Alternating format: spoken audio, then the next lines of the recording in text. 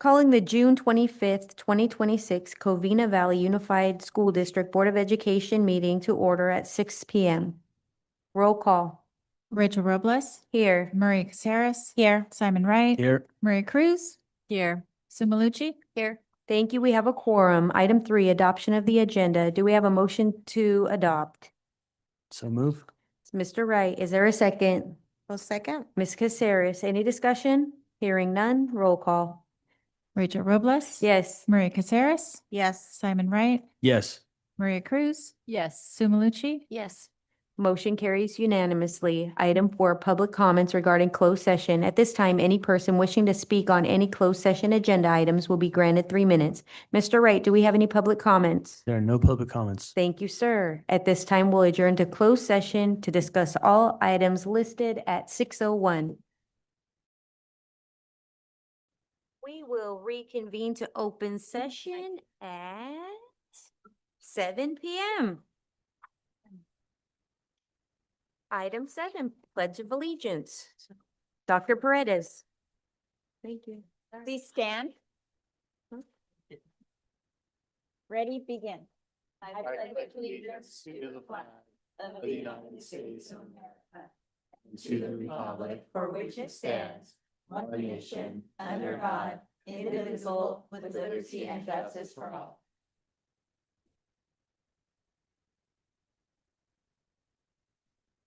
Item 8, report of action taken in closed session. In closed session, the board voted unanimously to approve the compromise and release agreement for student case number 2026030715. In closed session, the board voted unanimously to approve a workers' compensation settlement agreement for certificated case number 2025-26-004WC. Item 9, recognitions. Item A, welcome new administrators. Dr. Blackmore. Thank you, President Robles. Well, it gives me great pleasure to welcome back to Covina-Valley Unified School District, Dr. Jacob Jung as the new Coordinator of Extended School Programs for the district. Where is Dr. Jung?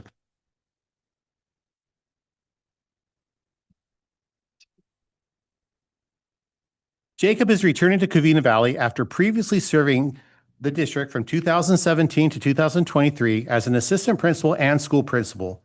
During his time with Covina-Valley, he established a reputation as a dedicated educator and leader who prioritized student growth, meaningful learning experiences, and strong school community connections. After leaving Covina-Valley, Dr. Jung continued his leadership in Roland Unified School District, where he served as a principal and expanded his expertise in program development and student support services. Throughout his career, he has overseen instructional programs, intervention systems, enrichment opportunities, and after-school partnerships designed to help students thrive both inside and outside the classroom. Dr. Jung brings a wealth of experience, a student-centered approach, and a deep understanding of the importance of creating opportunities that support the whole child. His leadership and commitment to educational excellence make him exceptionally well-suited for his new role. Please join me in welcoming Dr. Jacob Jung back to Covina-Valley and congratulating him on his appointment as the Coordinator of Extended School Programs. We're excited to have him return and look forward to the many contributions he will make in support of our students, families, and school community. Thank you, Jacob. Welcome.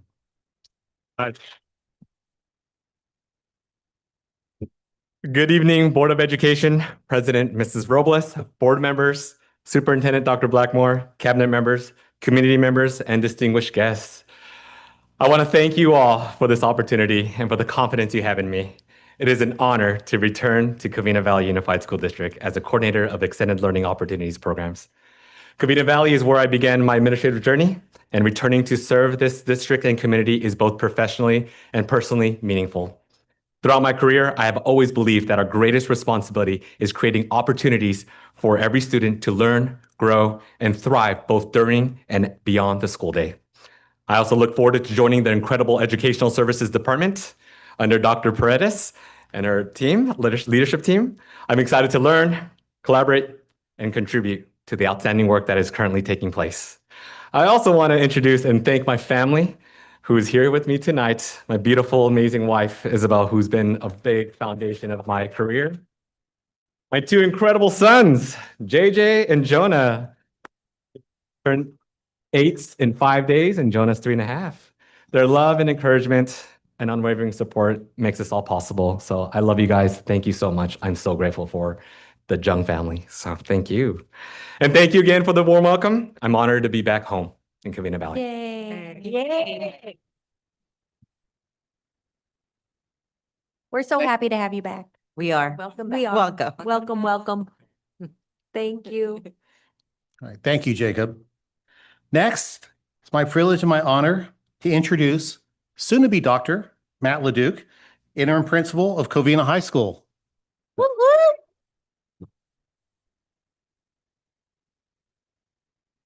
We're so glad to have you back. Mr. Leduc has proudly served the Covina-Valley Unified School District since 2011 and has dedicated his career to supporting students, staff, and families across our district.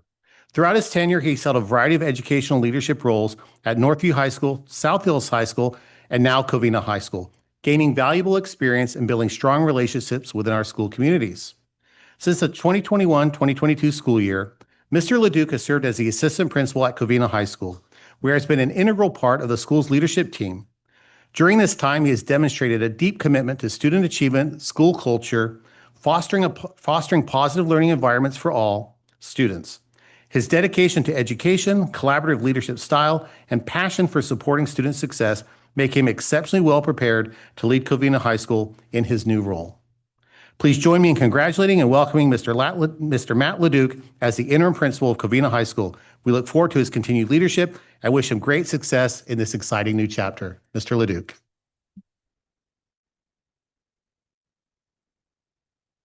Well, good evening, Board of Education, President Mrs. Robles, board members, Superintendent Dr. Blackmore, cabinet members, community members, and guests. It is absolutely my pleasure, as Jacob said, to bestow this honor. It has been a great 15 years in this district. I have had the opportunity to work at 3 different high schools, and these past 5 years, being able to serve the community of Covina High School.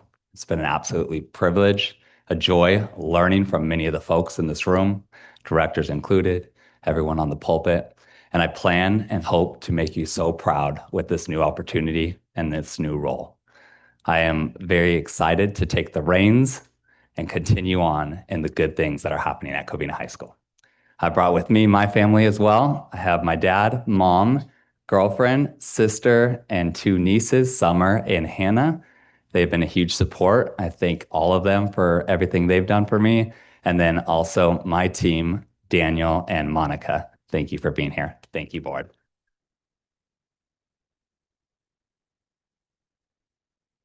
Congratulations, Mr. Leduc. Thank you. And now I'd like to introduce Mr. Daniel Gonzalez, the new assistant principal at Covina High School. He's joining Mr. Leduc's leadership team.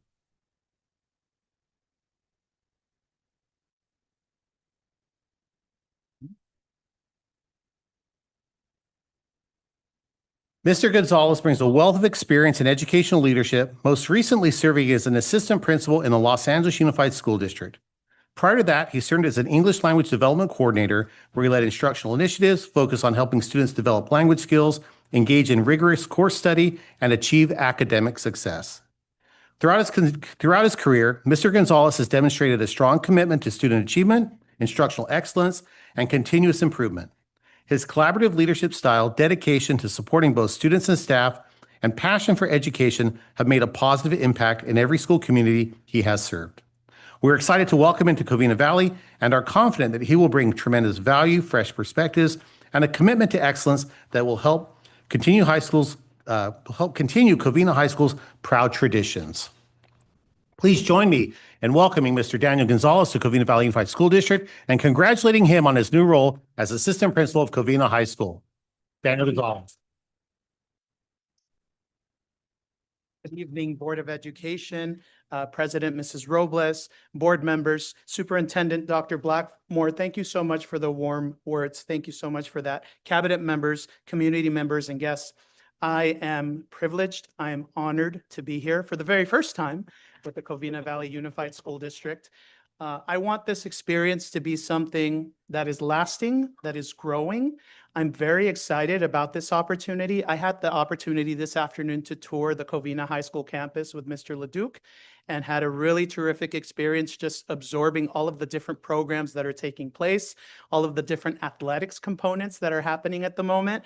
And I can't wait personally to get into the music classroom and also to get to know more of the teachers on campus and really build warm relationships along the way, not just with them, but with all of you as well. So I'm really looking forward to this being a long-term experience, and experience hopefully that I won't forget for all the great reasons, right? With me, I brought my family. Right over here, I have my wife, Rebecca, holding the iPhone. And then my two children, Max and Gloria, without whom none of this would be possible. I'm truly grateful. I'm honored. I appreciate this opportunity. And let's have a really, really great journey with Covina Unified. Thank you so much. Yay. Thank you, Daniel. I'd like to move for a 5-minute recess so we can have the past, present, and future vice principals of Covina High School take a photo together and we can welcome them. Is there a second? Second. Second to Malucci. Any discussion? Hearing none? All right. Roll call? Rachel Robles, Yes. Maria Caceres, Yes. Simon Wright. Yep. Maria Cruz. Yes. Sue Malucci. Yes. All right. Motion passes unanimously.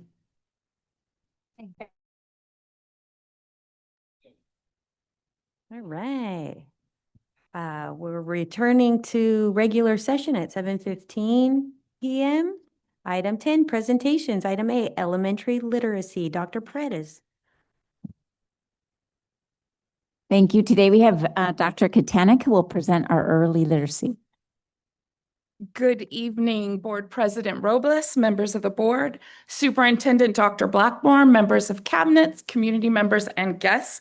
I'm happy to be here this evening presenting on a topic that I am passionate about, teaching our students to read. This evening, I'll be sharing about our current English Language Arts program, which we are modifying as we navigate the addition of the new Screener for Reading Difficulties requirement. Covina-Valley's literacy plan follows guidance from the California Department of Education's Comprehensive State Literacy Plan. California's plan allows for individual districts like Covina-Valley to follow state guidelines while selecting literacy programs that meet the needs of our students, since there is not a one-size-fits-all program that meets the needs of all students learning to read. Here's a visual representation of California's plan, which is described as the circles of implementation for English language arts. The outer ring represents the overarching goals of English language arts and English language development. The white field represents the context for instruction, and the 5 blue circles represent the components for literacy instruction. In the center, we have the ELA standards, which define a year's growth expectations for each grade level. In Covina-Valley, universal or Tier 1 literacy instruction includes both whole group and small group instruction. Grade level standards are taught whole group, and then students are grouped by level or the amount of instructional support needed to practice the application of those skills. In our primary grades, small group instruction most often happens in the classroom with the classroom teacher. As students get older, many of our grade level students level across a grade and they may go to another classroom for that leveled support. If universal instruction is not meeting the needs of a student and they fall behind grade level standards, students move into supplemental or Tier 2 instruction, where they work with a trained teacher in small groups for 30 minutes a day to reteach and practice reading skills. If students aren't making progress with Tier 2 support, they move to a more intensive or Tier 3 program. Tier 3 intensive supports include additional minutes in intervention, which could go up to 60 minutes daily, and more intensive systematic literacy instruction. We are currently working on strengthening our Tier 3 supports through our partnership with Linda Mood Bell. Covina-Valley's instructional materials include, first, our current English language arts adoption, Wonders, and then multiple supplemental programs that can be used to support students below grade level. Teachers select instructional materials based on the student's needs in the areas of phonics and phonemic awareness, fluency, vocabulary, and comprehension. Some of our supplemental programs include Hegarty Phonics Awareness, Core Knowledge Language Arts Skills, and the Linda Moo Bell Sing Stars and Visualizing and Verbalizing programs. Our intensive programs include Orton Gillingham, Read Naturally, and also the Linda Moo Bell Sing Stars and Visualizing and Verbalizing programs. Covina-Valley uses a variety of assessments at all 3 levels of instruction. Our universal assessments are district benchmarks, the new K2 reading screener, the K5 iReady diagnostic assessment, and the K5 accelerated reader star reading assessment. Our Tier 2 assessments are the DIBELS assessment, and this can be used not only at the K2 levels, but also for our 3rd through 5th grade students who are reading below grade level, the Lexia assessment, and then teacher-selected classroom assessments. Our intensive assessments include Linda Moo Bell's diagnostic assessments and assessments for special education eligibility.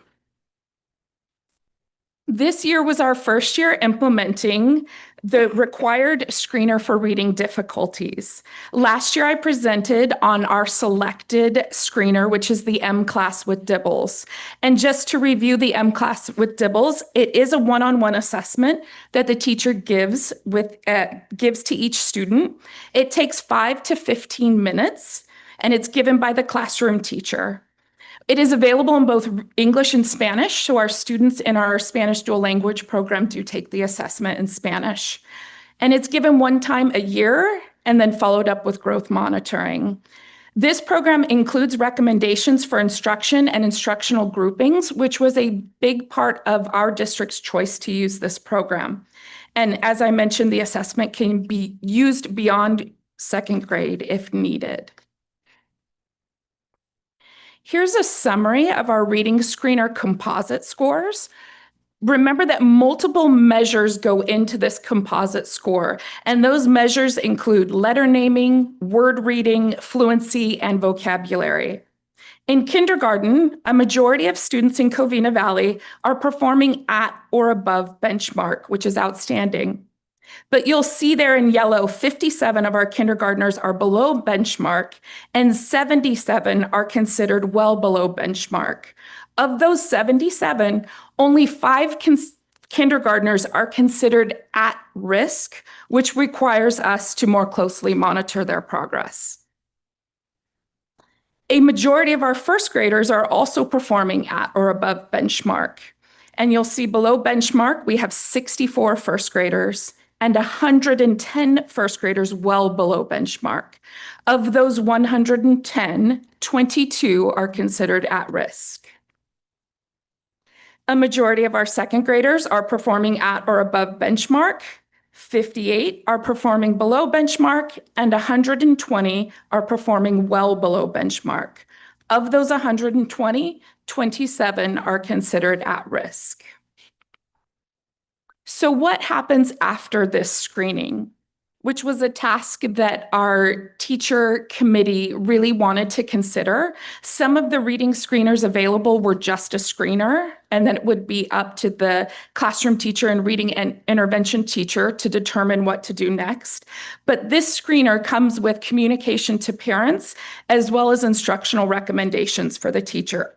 So after the student is screened, that assessment information is communicated to parents through Parent Square in both English and Spanish. And that communication includes recommendations for things that the parent can do at home to support reading. After that screener, students below benchmark and well below benchmark receive Tier 2 and Tier 3 supports. And those supports start in the classroom and move to more intensive programs like push-in or pull-out with the reading intervention teacher. Students in Tier 2 and Tier 3 are progress monitored using iReady, M-Class, and teacher assessments. So just to show you by level, students who are above benchmark would receive universal supports and small group reading to challenge their level. At benchmark, students would receive universal supports and small group reading to practice grade level skills. Below benchmark, students would receive the universal supports and then add on small group reading instruction and growth monitoring using universal assessments. And then those students well below benchmark and at risk are going to have supplemental and more intensive supports as needed. And then they would continue to get that growth monitoring, especially the at-risk students, where this new program is set up with a 10-day instructional program for the teacher or reading intervention teacher to use with the student, and then progress monitoring to determine the next steps. So that is part of our new reading screener, and it is something that our teachers are going to be trained on this next school year. So when we started the screener this year, they learned how to give the assessment, and then this next school year, they'll learn more about the instructional recommendations and progress monitoring. So our next steps for Covina-Valley, we will revisit and expand professional learning on foundational reading skills, including phonological awareness, phonics, fluency, vocabulary, and comprehension. We'll refine our reading screener timeline with new state testing window requirements. We will establish district-wide progress monitoring protocols that match that screener for students identified at risk for reading difficulties. We are going to expand our family literacy outreach, including parent workshops and home reading resources. And we will update the timeline of our ELA/ELD adoption based on California's revised instructional materials adoption plan. And we will review and enhance intervention schedules to ensure protected instructional time for literacy support. This work is ongoing, and we will continue to update our systems as we are all trained on the reading screener supports and as we monitor the growth of our students. Thank you. Does the board have any questions? Hi, I just have a couple questions. When you're talking about the M class with Dibbles, at kindergarten, you said of the 77 well below benchmark, 5 are at risk. How do you identify that the well below benchmark students are at risk? So we don't identify them. That's actually through the M class with Dibbles assessment. And I can send you more reading information on that. It is actually pretty involved as it involves multiple measures and then seeing if students are missing skills or if they're progressing along the reading continuum in order. Or have we skipped some of that and need to go back and fill in those gaps? So there's a lot of factors that go into that. And I can share with you that information so that you can read about the at-risk Just because students. I was thinking, wow, if 77 are below benchmark, then they're already at risk. So I'd like to see that. That'd be great.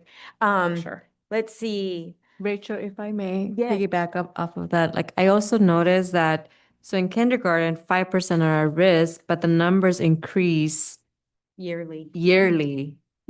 significantly. So from 5 to 22, now that they're, so I'm just wondering Can how I we say something to keeping that? track. Since this is only our first year giving it, right? So we there's can't still no way of compare it- tracking. We can't compare it to the students' last year's results. You know what I mean? So, Okay, got Some it. thoughts on that though, Yeah. because in kindergarten, they're just starting out with reading. So to be at the beginning of kindergarten where you should be at the beginning of kindergarten is very different than once you reach first grade and are supposed to have mastered all kinds of skills throughout that kindergarten year. So to me, it makes a little bit of sense that they're coming to kindergarten ready, but as the year progresses, we see which students are able to meet standards and stay on that grade level timeline and which students start to fall behind. Thank you. do we have these results by school site, particularly like student groups? Because like the 5 that are at risk, have they already been identified as special education or, and the schools that have the highest concentration of tier one and tier two and tier three needs, does our intervention staffing levels match the needs of the students that we have there, that we've identified? Those are really good questions. First of all, we do have this by school, and I can share that with you. We also have it right now by student group for the whole district, but we can also get those graphs by school for you.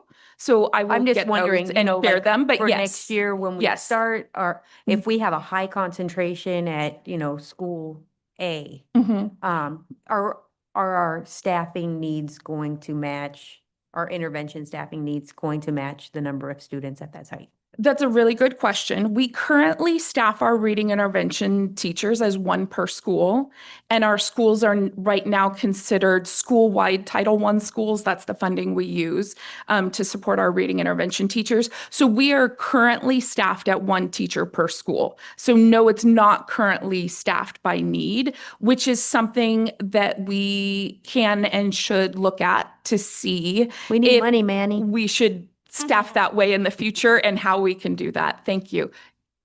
Thanks, Manny. Thank you, Manny.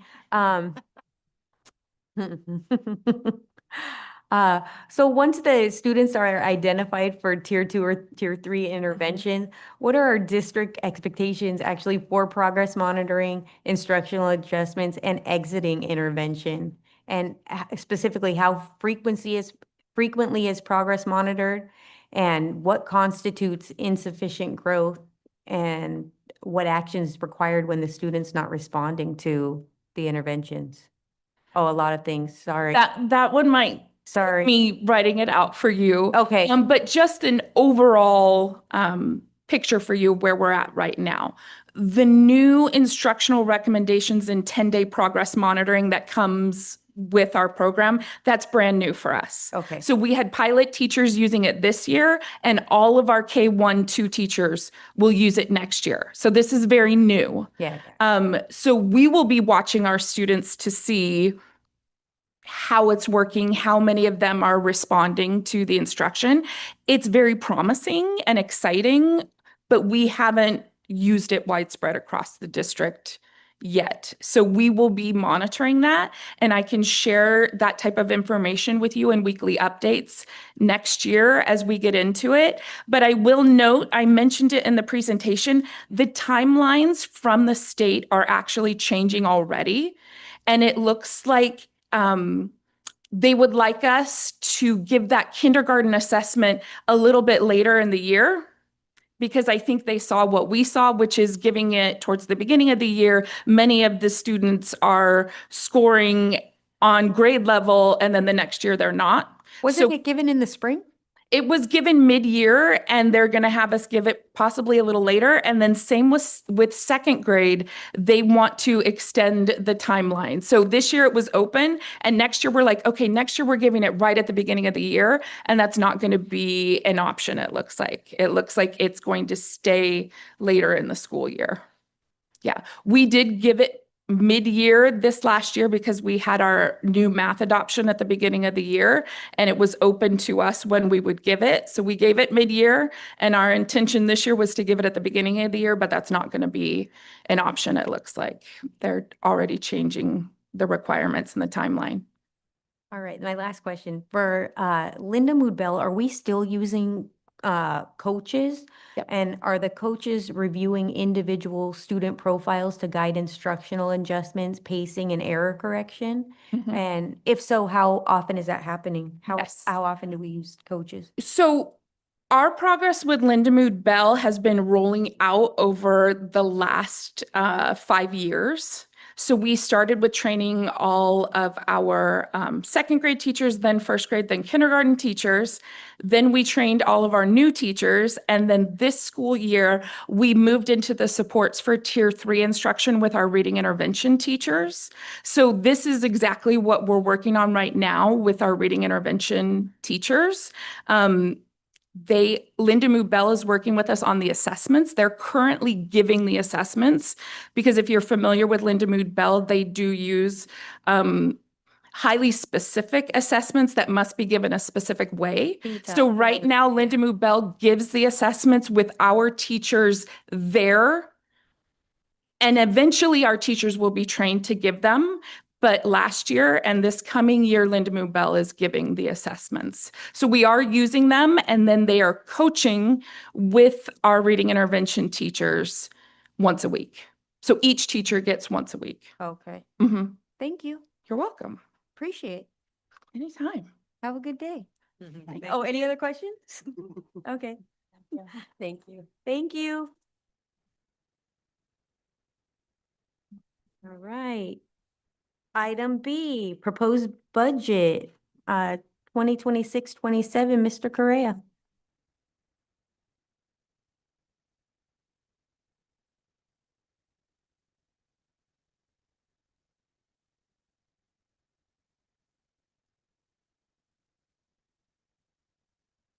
Hey, good evening, President Robles, board members, Superintendent Dr. Blackmore, Executive Cabinet, committee members, and guests. Tonight we'll be presenting the 26-27 proposed budget report.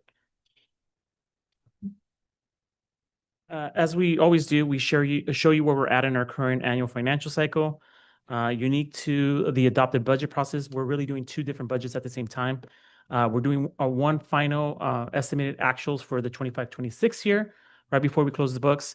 And then we're doing the proposed budget for the new school year in 26-27. So you can see that both depicted in the yellow circles there. Unique to the adopted budget process, we are required to place the time, location, and date of the proposed budget public hearing at least 10 days prior to it taking place.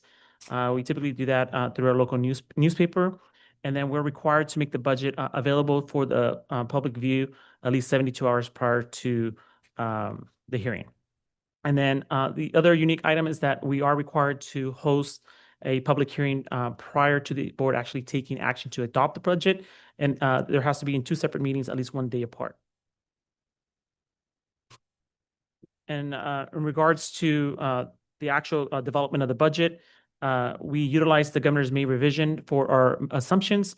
And then we rely very heavily on guidance provided by the County Office of Education, School Services for California, and FICMAT. In a situation where there's significant differences between the governor's May revision and the actual state enacted budget, we are required to do a budget revision 45 days from the date the governor signs the budget. So getting into a little bit of the student enrollment, some of the assumptions we use. Student enrollment is always one of the most critical ones. Here you can see a bar graph showing you enrollment decline over a period of 4 years. So starting with 25-26, which 10,944 were our enrollment, we are projecting a decline of about 193 kids going into next school year. That's due to a bubble going through our high school. But then you can see that we stabilized again in 27-28, 28-29, and 29-30. I do, as I mentioned this to you always, when we show you this data, although we are declining, that is occurring statewide, but we do feel like we're significantly better or doing significantly better than some of our neighboring districts.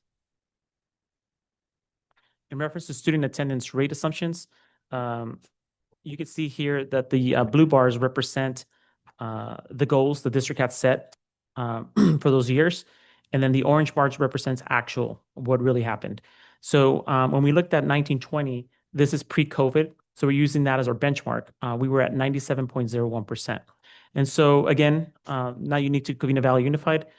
This was something that all districts were impacted due to COVID. Attendance rate did drop. We are making steady growth every year. Although we're not meeting our actual goals, we are improving year to year. And the good news is as well that we still have a lot of room to grow as well. However, due to the fact that we're not meeting those standards or those goals, we did, in those yellow bars, represent what we actually put into adopted budget. Again, we're being conservative. We are working towards our eventual goals, but we want to make sure that from a budget perspective, we're putting in attainable goals or data. So we don't want to overinflate our revenue and then have to make adjustments downwards. One other area that was pretty impactful in the 25-26 year is our UPP. So these are our unduplicated pupil percentage counts. Traditionally, the district has been roughly about 70%, 70 to 75% on a single year base. And it's important to note that the district's funded off a 3-year rolling UPP. So although you can see that we did decline significantly in 25-26 down to 64.52, we were not impacted as greatly as we would have been because of the 3-year rolling average. But although we are have some grace because of the 3-year rolling average, we did you can see we are facing a significant decline in revenue because of that, and that specifically impacts our supplemental concentration funding. So we did some homework on this and did some research trying to figure out what happened, why we declined so drastically. The first thing we looked at was, did we get less submission than we have in the past years? And that wasn't the case. We were essentially in line historically with what we receive as far as applications from our families. So our staff, both at the district level and site level, did a good job to continue to maintain that high level of receiving those applications. We think it's a couple of factors. One, there was changes in federal immigration policy changes, and we think that had an impact in the way families filled them out this year. The second part of it was too that Sunbucks, which is a program that's offered to families to receive some funding during the summer, made some changes to their requirements as far as income information that was required to be put on the form to apply. And traditionally, we've done them together.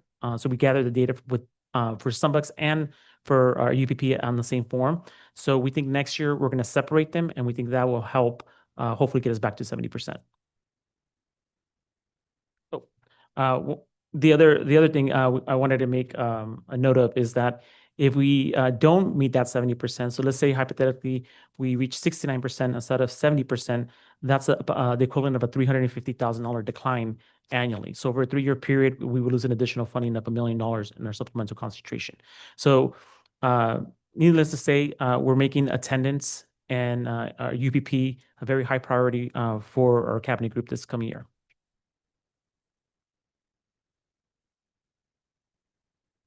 Okay, so included in the governor's May revision is a cost of living adjustment composed of 2 components this year. The statutory COLA of 2.87%, which represents the minimum COLA the governor is required to provide us based on law, and an augmentation of 1.44%, which is for a combined total of a COLA of 4.31%. Included in the May revision is a proposal for paid pregnancy disability leave, which I would have loved to seen 4 years ago, which would make eligible school district employees entitled to 14 weeks of paid disability leave without using their sick or vacation time. So the district would be on the hook for these costs. So that's what the 1.44% COLA augmentations for is. The governor is trying to help assist the district pay for this increased costs. So the district reviewed prior year data to estimate the average number of pregnancy reported leaves over a 3-year period. So we're estimating an additional cost of approximately $456,000 to cover substitute expenses over teachers, classified, and management employees.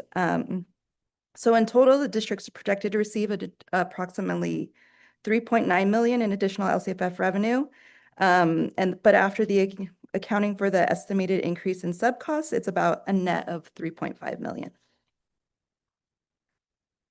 So turning to our general fund expenditures, this table represents the district's projected full-time equivalents for the general fund only. The first column is our 25-26, so this is where we ended the school year. And then 26-27 is the second column of data. You'll see the main difference is in our classified group. The notable change for this is because the expansion of our extended learning opportunity program, we're offering ELOP to all TK through 6th grade students. So our Kids Corner program, which was originally funded in Fund 12, is now going to be absorbed into our ELOP program. So they're moving from Fund 12 child development to our general fund. So that's that 25.5 FTE increase. And then you'll see just natural attrition of teacher FTEs in the subsequent fiscal years. So this is our multi-year projections that are in our proposed budget. The main line will there's a couple lines we'll draw your attention to, mainly our deficit spending. You'll see they're pretty significant, so they're drawing down on our ending fund balances.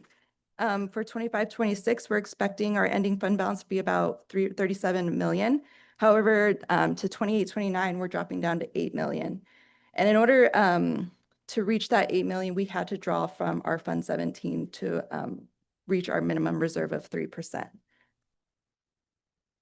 So we're also required to break down our ending fund balance into different categories.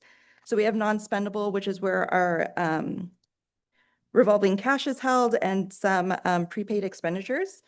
We also have a committed line. So in Prop 2, an active requirement right now is that we can't exceed 10% of unassigned fund balance. So the district, by board resolution, committed some funds to make sure that we are below that 10%. We also have an assigned fund balance, which is mostly our SELPA reserves, and then some supplemental and concentration carryover. And then our reserve for economic uncertainties is the 3%. And then you'll see our unassigned fund balance, it's quickly dwindling. And then in 28-29, it's at $0. And we're barely meeting that 3%. And again, that's incorporating the funding that we had in our Fund 17. So included in the governor's May revision are 3 potential fundings. Based on School Services of California and LACO, we are not including this in our proposed budget due to various uncertainties. But if it is included in the enacted budget, which we'll hopefully find out soon, the district will prepare a 45-day revision, which we'll bring to the August board meeting. So the potential fundings is the Student Support Professional Development Discretionary Block Grant. We already received some funding for this, but he's adding on to it, and we're projected to receive about 9.8 million, and this is just one time. The Learning Recovery Emergency Block Grant, this is funding that he had given to us and then taken away, and now he's just giving it back. And again, this is one time, and we're expected to receive the remainder of it of 1.6 million. And then AB 602 is our special ed funding. He is proposing to increase the per student amount, and this is ongoing. We're expected to receive about 4.5 million according to our SELPA. So if the enacted budget includes these 3 additional funding sources, this is what our MYP would look like. So you can see our deficit spending significantly decreased. However, it's not gone. So we still have some work to do. And then in 26-27, you'll see that there is a surplus, but this is being masked by that one-time funding of 9.8 million and 1.6 million. So there is a deficit spend in there, but it's just being masked by one-time monies. And then you'll see at the end of 28-29, we are expected to have an ending fund balance of 30.9 million. And this is not including using any funding from our Fund 17. So this will give back that money. So again, this is just breaking down those ending fund balances. If we look at 28-29, we'll end the year, we're projected to end that year with 30.9 million. And then again, we are, per Prop 2, we're not allowed to have over 10% of reserves. So we have that committed line. So we have about 6.5 million in there. And then our, we are meeting the 3% reserves, and our unassigned is 16.4. So in total, we have about like 13.5 or almost 13% in our general fund, and then we are restoring the Fund 17. We won't have to pull from it if these potential fundings come through.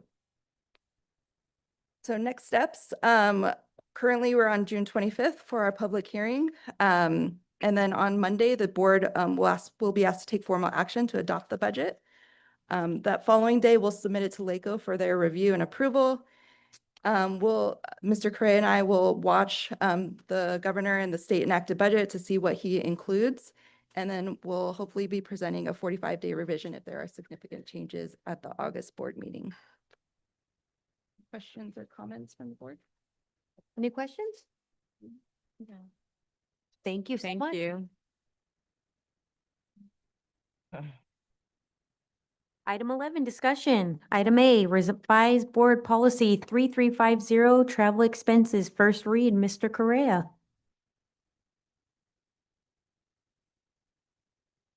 Thank you, President Robles. The proposed revisions to this policy update the district's travel reimbursement procedures by changing the method for reimbursing employee meal expenses incurred while traveling on authorized district business. Under the revised policy, employees will receive a daily meal per diem up to the established maximum and will no longer be required to submit meal receipts for reimbursement. This change is intended to simplify the reimbursement process, reduce administrative burden, and expedite reimbursement to employees. The revisions also provide additional guidance regarding allowable and unallowable travel-related expenses and clarify the timeline and expectations for submitting travel reimbursement requests. Any questions? Okay, moving on. Item B, new board policy 4119.24, maintaining appropriate adult-student interactions. First read, Dr. Dahl. Thank you, President Robles. California Senate Bill 848, which was signed last October, mandates comprehensive child safety training and certain employee misconduct inquiry and disclosure requirements for all K through 12 schools. Currently, our internal practices are currently aligned and in compliance with all of the statutory requirements. This new board policy 4119.24 will closely follow and align with the new Senate Bill 848 requirements and will just now be a board policy for all to see and know that this is what we follow. This would be brought back on Monday as an action item to go into effect July 1 unless there are any questions or concerns. I just have, I think, two questions on inappropriate conduct number 5 and number 11. Were these like visiting a student's home or inviting a student to visit an employee's home without parent or guardian consent? Could we do that in writing? Oh, yeah, of course, because a lot of times employees will go visit a student's home if there is a parent or guardian who has passed away or if a child is really sick. A lot of our teachers and administrators are invited for graduations or Eagle Scout awards, which that would be acceptable. And a lot of times we have with permission from principals or even Ed Services or my office, there could be study sessions done at a home. So if there was consent or prior notification and administrators knew, that would be allowed. So in writing. In writing, yes, Okay. absolutely. And could you tell me on number 11, socializing or spending time with students outside of school-sponsored events, except as participants in community activities? That could also be done in writing if a family wanted to invite their teacher to their Girl Scout Award or Eagle Scout Award, Okay. that would be acceptable. Perfect. Thank you. Thank Any you. other questions? Hearing none, we'll move on. Item C, new board policy 5141.75, weather safety. First read, Dr. Paredes. Thank you.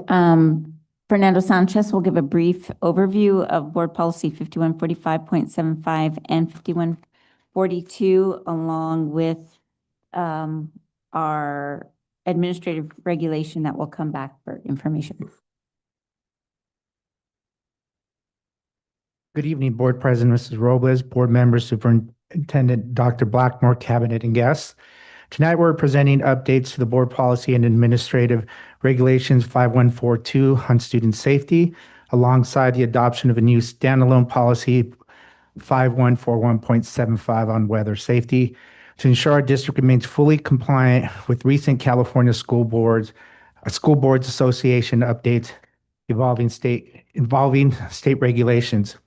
The updates to Board Policy 5142 modernize our definition of the safe learning environment by strengthening cybersecurity protocols to protect student data, clarifying staff supervision responsibilities during critical drop-off and pickup windows, and reinforcing state mandates to include vital crisis hotlines, and on students' identification cards.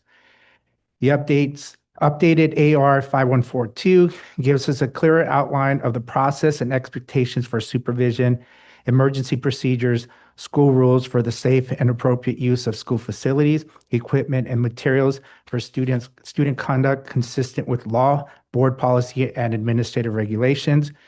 Meanwhile, the addition of Board Policy 5141.75 establishes a proactive, standardized framework for managing extreme environmental conditions, such as regional heat waves and wildfire air quality issues, giving our site administrators clear board-backed triggers to modify or restrict outdoor activities, physical education, and athletic practices.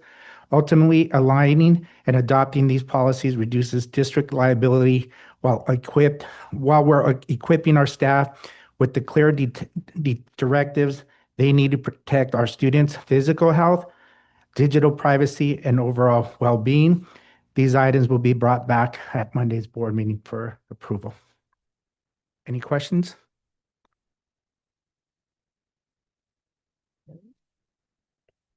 Any questions? No? So item D, revised board policy 5142, safety, first read? That was already included. Oh, that one's included, okay. So item 12, information. Item A, revised administrative regulation 3440, inventories. Mr. Correa. Thank you, President Robles. The primary revision to this regulation is to align the district practices with state law. Assembly Bill 629 increased the threshold for immature items that the governing board is required to track and maintain from the previous amount of $500 to $1,500. The proposed revisions also make several technical updates to better align the regulation with current law and the California Department of Education's federal program monitoring requirements. Thank you. Any questions? No questions. All right. Item B, revised administrative regulation 5142, safety. Dr. Paredes? That information was included in In the other one? Fernando's overall. Okay. Item 13, public hearing. Item A, local control accountability plan. A public hearing is to be held according to the requirements of Education Code 52062B to receive public testimony regarding the specific actions and expenditures proposed to be included in the local control and accountability plan for the 2026-2027 school year. The proposed LCAP is available for public inspection in the Educational Services Department at 519 East Badillo Street, Covina, California, 91723. We will open the public hearing at 7:56 p.m. Any person wishing to speak or wishing to state his or her views will have an opportunity to do so at this time. Do we have any public comments for the public hearing? Okay, no comments. Thank you. This closes the public hearing on the local control accountability plan at 7:56 p.m. Item C, public hearing on proposed budget 2026-2027. A public hearing will be held on the proposed budget for the 2026-27 fiscal year. We will open the public hearing at 7:57 p.m. Any person wishing to state his or her views will have an opportunity to do so at this time. Do we have any public comments for the public hearing? Hearing none. Thank you. This closes the public hearing on the proposed budget for the 2026-2027 fiscal year at 7:57 p.m. Item 14, public comments. At this time, any person wishing to speak on any agenda items will be granted 3 minutes. Mr. Wright, do we have any public comments? No public comments. Thank you. Item 15, superintendent board members' comments. Dr. Blackmore. Thank you, President Robles, members of the board, cabinet members, and all of our guests. Since our last meeting, we had the opportunity to attend our end-of-year celebrations, promotions, and graduations. These have all marked exciting milestones for thousands of Covina-Valley Unified students. Thank you to all of our staff and community for making these moments so memorable. We wish our graduates well on their journey. As many of us have enjoyed watching the FIFA World Cup this summer, I've had the joy of celebrating the United States, Mexico, Colombia, Germany, Canada, Korea, of course, England, and many other countries with my friends and colleagues. Events like this are powerful reminders for our students and our school community that we are far more alike than we are different. While we may come from many different countries, cultures, and backgrounds, sport has a unique ability to bring people together, inspire teamwork, and celebrate our shared humanity. It's my continued hope that this spirit lives far beyond this year's World Cup. Thank you and have a wonderful evening. Thank you. Item B, board members' comments. Ms. Malucci. Good evening. Just make it quick. Congratulations to all our new admin. Welcome back to a couple of them, and welcome to, our brand new ones. Looking forward to exciting new school year with all of them, and hope everyone has a great summer. Thank you. Maria Cruz. I hope everyone's having a great summer. Mr. Wright. No comment today. Thank you. Wow. Ms. Caceres. Good evening. Just want to make sure that I thank Dr. Carrasco. I know her last days are coming up. Under her leadership, there's been a lot of changes that have happened at Covina High School. And I know that with our new leadership with Mr. LeDuc, he'll continue to push forward and bring great things for Covina. Thank you.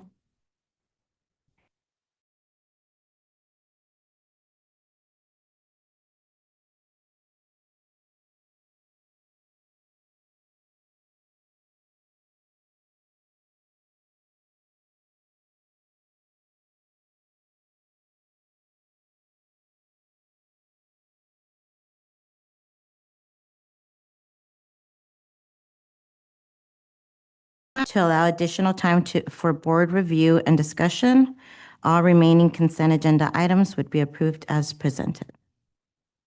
Second. So I move to approve the consent agenda, excluding item J, English Learner Master Plan, and to table item J to a future board meeting. Is there a second? Second. Second by Mr. Wright. Any discussion? Hearing none, roll call. Rachel Robles, Yes. Maria Caceres, Yes. Simon Wright, Yeah. Maria Cruz, Yes. Sue Malucci. Yes. Motion carries unanimously with item J, English Learner Master Plan, tabled to a future meeting. The remainder of the consent agenda has been approved. Item 17, action items. Item A, discussion and approval of employment contract addendum number 5 for Scott Turner, EDD, Executive Director, East San Gabriel Valley, SELPA. Do we have a motion to approve? I'll move. Sue Malucci, is there a second? I'll second. Ms. Caceres, roll call. Rachel Robles. Yes. Maria Caceres. Yes. Simon Wright, Abstain. Sue Malucci, Yes. Maria Cruz. Yes. Item carries 4 to, With one and with when, one one abstention. abstention? 4-0 with one 4-0 abstention. with one abstention. Okay, thank you. Item B, discussion and approval for employee contract addendum number 5 for Manuel Correa, Chief Business Officer. Do we have a motion to approve? I'll move. Ms. Caceres, is there a second? I'll second. Ms. Malucci, any discussion? Hearing none, roll call. Rachel Robles. Yes. Maria Caceres. Yes. Simon Wright, Abstain. Maria Cruz, Yes. Sue Malucci. Yes. Motion carries 4-0 with one abstention.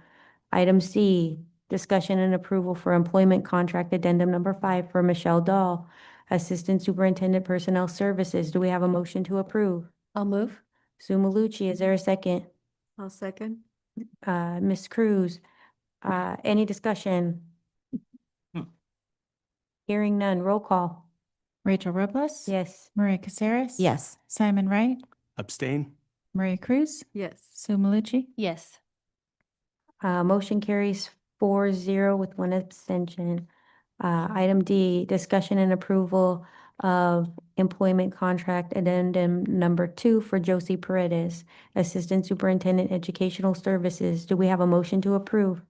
I'll move. Moved by Sumalucci. Is there a second? I'll second. Ms. Caceres, any discussion?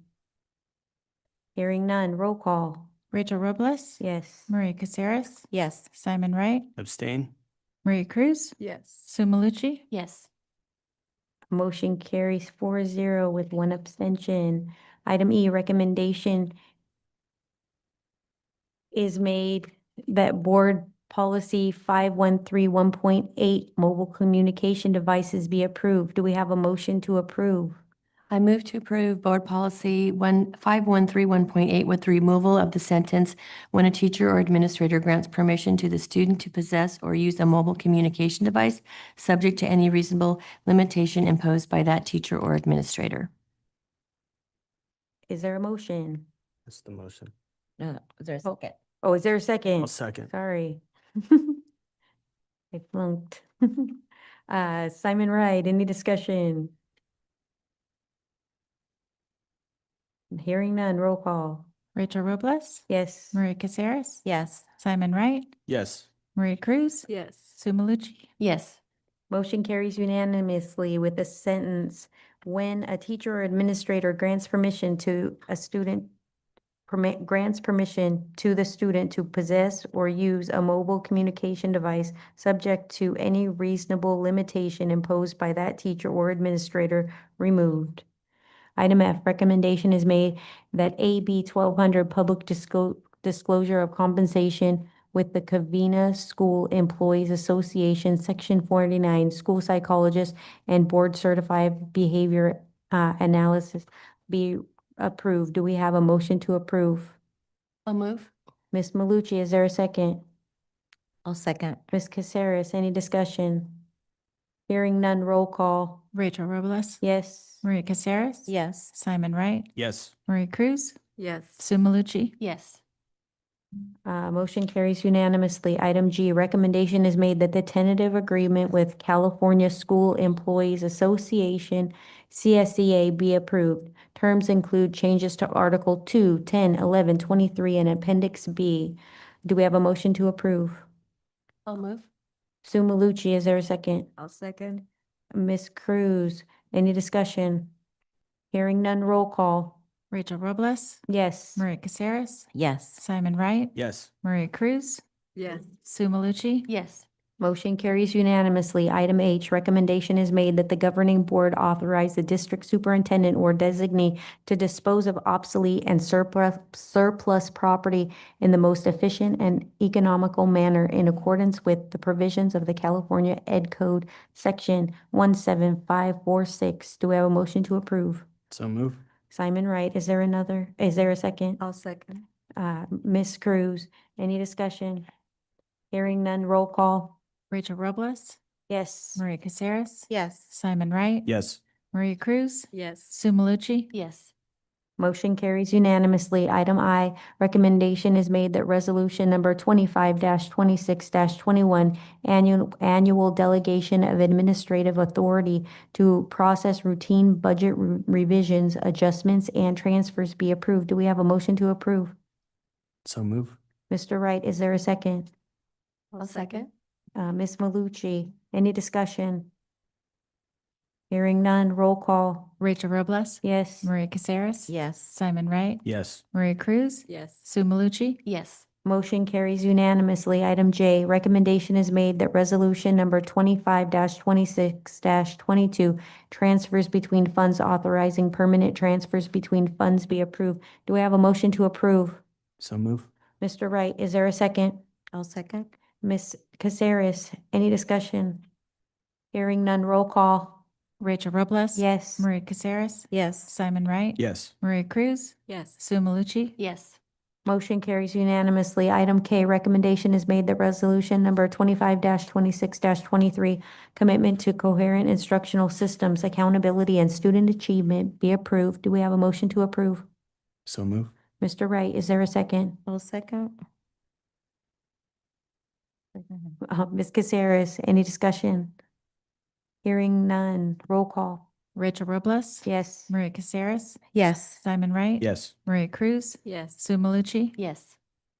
Motion carries unanimously. Item L, recommendation is made that resolution number 25-26-24, declaring intent to exchange real property, declaring Cypress Park as surplus land under the Surplus Land Act, and authorizing district staff to provide written notices of availability be approved. Do we have a motion to approve?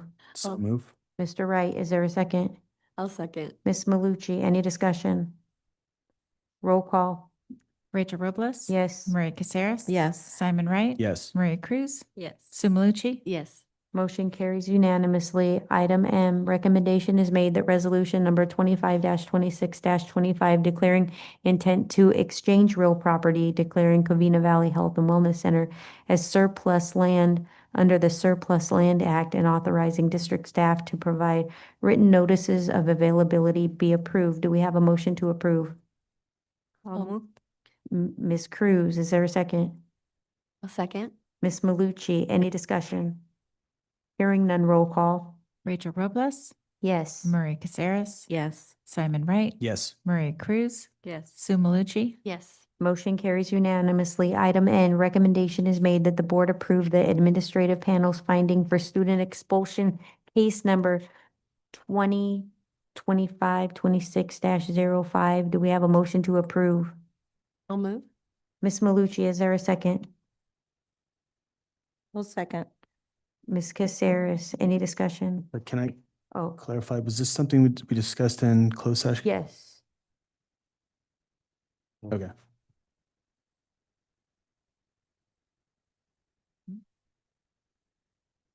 Thank you. You're welcome.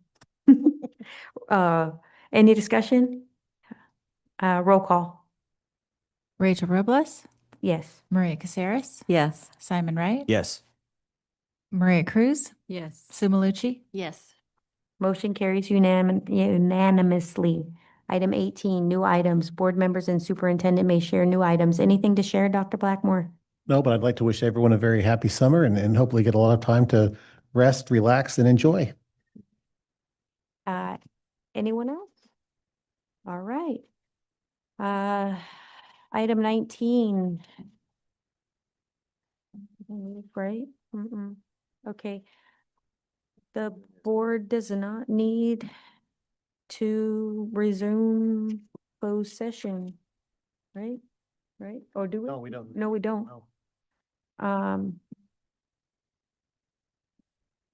This takes us to adjournment. Is there a motion to adjourn at 8:11? So move. Mr. Wright, is there a second? I'll second. Ms. Caceres, any discussion? Hearing none, roll call. Rachel Robles? Yes. Maria Caceres? Yes. Simon Wright? Yes. Maria Cruz? Yes. Sue Malucci? Yes.